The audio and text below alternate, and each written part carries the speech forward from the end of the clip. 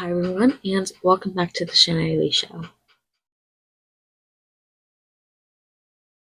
So the idea for this video came from a TikTok that I made and posted to my book talk at Shanna's Books and Hooks, which I will show now. Let's try and get you out of your comfort zone. Why would we want to do that? It's called the comfort zone for a reason. And I was like, hey, I could do a video where I talk about the books that I consider my comfort zone books, books that I find comfort in even if I haven't reread them. There's two books in this list that I actively try to reread every year, and I've talked about these two books before. And the others, ideally, I would like to reread them, but I am trying to minimize my TBR and the unread books on my physical bookshelf at least, so I don't really actively reread a whole lot, even though I'm all for the idea. As I was saying, ideally I would like to reread all of these. Actually, there are four books that I would actively reread. Two of them I do try to actively reread on a yearly basis, and then the other two, there was a good period of time where I was rereading them year after year after year for at least 5 years for both of these books, and then I just stopped rereading them. All of these books, ideally, I would like to reread on a yearly basis. Given that, we talk about like comfort zones a lot and comfort reading and finding comfort in reading, that's where this video idea came from. I was considering doing a book tag for this, but I just decided against that. There are some videos you can look up if you want to do like a comfort reading, comfort books, book tag type of a video. There are some books you can just look up comfort books or comfort reads book tag. I will link a couple of videos down below in the description if that's a tag you would like to check out or try doing. But I just didn't feel like doing a book tag for this video at least, and I just wanted to talk about in general some books that I consider comfort reads and comfort books. But with all that said, here are the 15 books that I consider my comfort zone reads, my comfort zone books. I'm blanking what I titled this in the video thumbnail that I created, but you know what this is. First and foremost is Hobbit by J.R.R. Tolkien. This is one of the two books that I'm actively rereading every year. I've already read it this year. The story as a whole, both the book and the Rankin and Bass animated film, it's not the best movie, but that is a comfort movie because I grew up on it, and to some extent the Peter Jackson live action films. Just the story as a whole is a very comfort zone feeling for me, and the book is very comforting and I just love it. It's one of my favorite stories ever, and I try to recommend it to everyone and anyone because it's really short. This edition specifically is 255 pages. Next up on the list is The Lord of the Rings by J.R.R. Tolkien, and yes, I'm counting it as one book, and my argument still stands, although I feel like I have to repeat it all the time, that J.R.R. Tolkien originally intended to publish it as one book, and then the publishers at the time said it would be too expensive at the time to publish it all as one book, so they made him separate it into 3 books. Fellowship, Two Towers, Return of the King. Each book has 2 parts, 2 volumes as they're called in the books themselves. And this is another comfort read. This year specifically for myself, I've read Fellowship with the Ring, although I need to read Two Towers and Return of the King this year. But this is the other book that I actively try to read on a yearly basis. The next book that is a comfort read is a series. I'm only showing the first book, but it's the Magic Knight Rares manga, and it's by Clamp. And Clamp is behind a lot of very popular manga and anime. The one that I can think of off the top of my head is Tsubasa Reservoir Chronicles, Cardcaptor Sakura, and there are a couple of others that they were behind. I'm pretty sure that I'm blanking on, but this was always a comfort read for me. I only read it to its fullest once when it was still the manga, and we gave the manga to some neighbors like a year or so ago. Never got it back because we gave it to like one of the daughters, and she ended up giving it to a friend, which she's on the younger side. So it's like, I have a right to be a little bit annoyed by it, and my sister was annoyed by it too, but not very aware of book etiquette because, I think she was under the assumption that we were giving it to her for keeping, which we weren't, but yeah. Anyway, this is the 25th anniversary edition, and this is book 1 of the first part. There's a second part, which I don't have, but I'm hoping to get soon. It's just $75. Yeah, so there's this. I love this. Again, the anime is very much a comfort anime, although it's very much a 90s style, animated style anime. I love this story. It will never not be a comfort story for me. The next book, again, I'm only showing the first volume of the manga series. It's Fruits Basket. I read the full thing years ago. I haven't gotten gotten around to rereading it. Part of it is because I was really trying to build up my collector's edition. I did initially have the individual volumes that it was originally published in, but we got rid of those just to make space. And I've been slowly trying to build up my collection again, but with the collector's edition versions. Something I do miss is that at the end of the individual manga novels, at the end of the manga, they had like little tidbits about each of the Chinese zodiac. So the rats, the horse, the rooster, the snake, etc., so on and so forth. So each manga volume, it was taking me a second to put that sentence together. But at the end of each volume, in the older editions, they would have those little tidbit sections with like the character that represented that Chinese zodiac. So with the rat, it was Yuki, and then the snake, Ayame. Like, that's something I kind of miss because these collector's editions don't have that. I kind of wish they did, but it is what it is. I do really like these collector's editions because the spines match up really nicely for the most part, and I love like the color combinations that they do. And on another note, I said that I haven't gotten around to rereading this because I'm trying to build up my collection for the collector's editions volumes. At the time that I'm recording this, I'm also doing my June 2024 Hyping Up for Anime Expo reading vlog, and I haven't quite finished that vlog yet.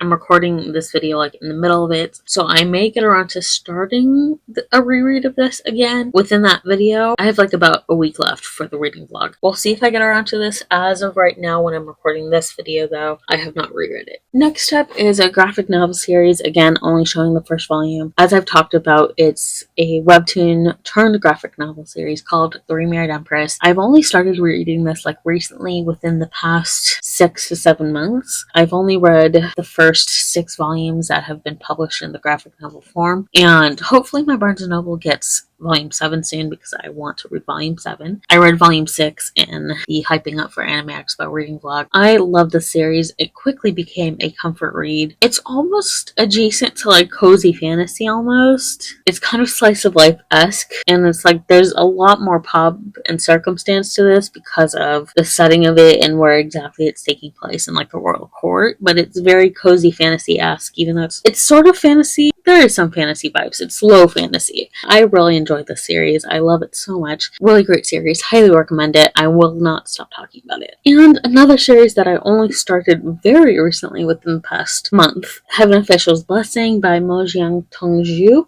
Again, please correct me if I've said it wrong. I've read this volume. I'm currently reading volume 2, and I love this. I've watched the anime already, both seasons. I really need more of the anime. We don't really know if there's going to be a 3rd season and when, but that will give me time to catch up with the volumes, with the novels. I love this. I want these characters to be happy. I want all the characters to be happy. If you need a Pride Month recommendation, like for June, for your next Pride Month, or just Pride Recs in general, this is a good series because there's a lot of representation, and I have some headcanons about some of the other characters, not our main characters, but some of the other characters that I have queer headcanons for, which I talk about in my Hyping Up for Anime Expo reading vlog, so go check that out. Next up is 6 Crimson Cranes by Elizabeth Lim. I'm kind of flip-flopping with the idea of like the second book, The Dragon's Promise, being a comfort read, and the other book within this world, Her Radiant Curse. Those are like sort of comfort reads, but this one especially, 6 Crimson Cranes especially, is very much a comfort read for me, and a lot of it stems from the fact that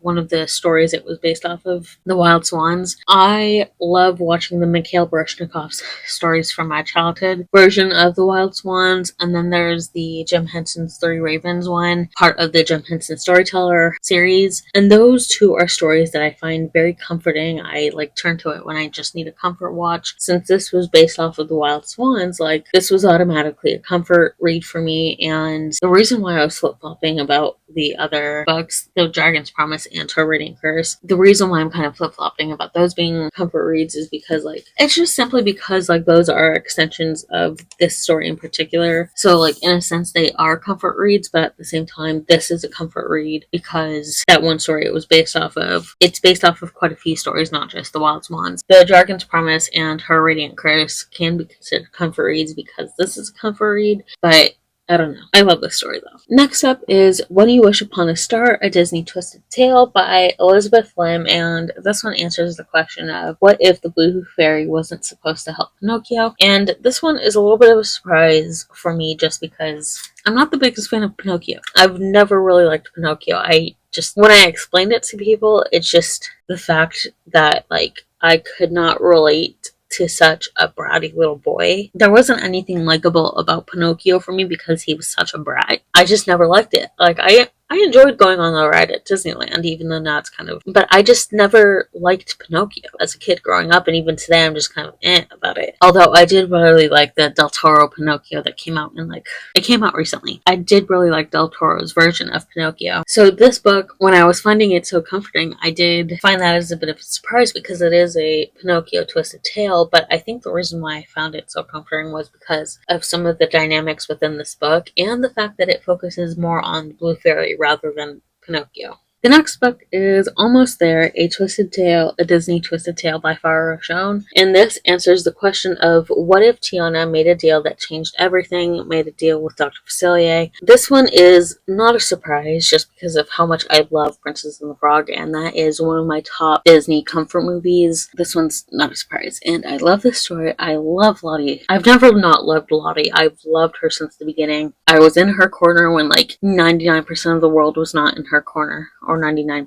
of the people who watched Princess and the Frog. I was in her corner when those people did not like her. Lottie. So, yeah. Next up is As Long as the Lemon Trees Grow by Zulfa Katu. Please let me know if I'm saying her name wrong. I would love to say her name correctly. This one was such a heartfelt story. It's contemporary fiction, although there is a timeline that's kind of in the past, maybe like a decade previous. There's a part of me that considers this partly historical fiction, but it still is within recent years, so it's kind of like on that historical fiction border. As I was saying, this is such a heartfelt story, so poignant and so touching, and I feel like it's a really good read to read given our current social situation within the world. Next up is The Circus Train by Amita Parikh, and this is one book that I can say with absolute certainty I have not stopped thinking about this book since I read it. I have not reread it yet. I think I read it maybe 2020-ish, somewhere within the 2020 to 2021-ish range. Since then, I have not stopped thinking about it, and because of that, it almost feels like I read it like last month or a few months ago. I absolutely loved this story. I fell in love with the characters. Next up is The London Society by Sarah Penner. This is another book where I read it. I haven't gotten around to rereading it yet, but I read it. I absolutely loved it. It was hard to not think about this book, and when I see it with my other book of the month books, it's kind of hard not to like be like, oh,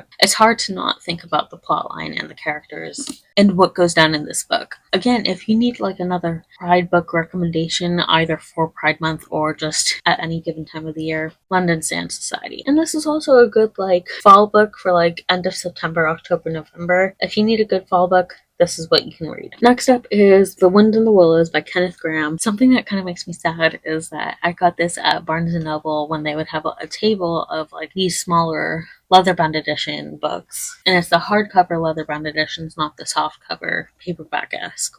So this is another example. And they would have like a table on the second shelf in my local Barnes & Noble. Did I say the second shelf? They would have a table on the second level of my Barnes & Noble, like right by the down escalator. And I always loved going to that because it's like I kind of liked having a small leather-bound book. Like I don't always need a big leather-bound book, and sometimes leather-bound books that they have on display I'm not interested in reading. And on the one hand, like, yeah, I want a pretty edition, but it's like I'm not going to get a pretty edition of a book that I'm not going to read or I'm not going to like. Back on track with The Wind in the Willows. I love this story. I love the Disney Mr. Toad short. Mr. Toad's Wild Ride is the ride. The full short title is The Adventures of Ichabod and Mr. Toad. I love that so much. And when I read this was just an automatic comfort read because I already loved the story and the characters. The story is not like the book, but the book is still very much a comfort read, and the characters are very similar to their book counterparts. Next up is The Count of Monte Cristo by Alexandre Alexandre Dumas, and I love this story so much. I really liked the movie when I was growing up, although the movie is like so far off from the book. I had another edition that I got from Barnes & Noble, and then I saw this one and I was like, I'm getting this one. I absolutely love this story. It's a very fun read, a really great summer read as well. If you need something kind of longer for the summer, just know it is a big book. This was one of the books that I would read. I think it was a solid like 3 or 4 years where I was reading it once a year, and then I stopped after a little while because I wanted to focus on other books to read. This is a perfect cover for like a summer book too, like the boat and the ocean and the blue and the gold. And then last but not least is The Iliad and the Odyssey by Homer, and I would read The Iliad and the Odyssey. There was maybe like a solid at least 5 years, maybe even like 7 or 8 years where I was reading this once a year. Both of these once a year. Yes, I am listening to the epic musical sagas that are coming out, and I love them. I absolutely love this. I prefer the Odyssey, but I would read both of them yearly, and I kind of want to start doing that again. Maybe I'll do a reading vlog where I reread some of the books that I used to reread, or reread some of these books that I mentioned in this video. Yeah, I don't really know what to say about it, aside from the fact that I really like it and I prefer the Odyssey. So also, I highly recommend Epic the Musical because I love that. That's consuming my life. That is all for this video. Let me know down below in the comments what some of your comfort reads are, comfort books. I would love to know what other books that people find to be comforting for them. And again, if you would like to do a book tag kind of around this topic, I've linked a couple of videos that you can do down below in the description. Thank you all for watching, and I'll see you all in my next video. Try and get you out of your comfort zone. Why would we want to do that? It's called the comfort zone for a reason.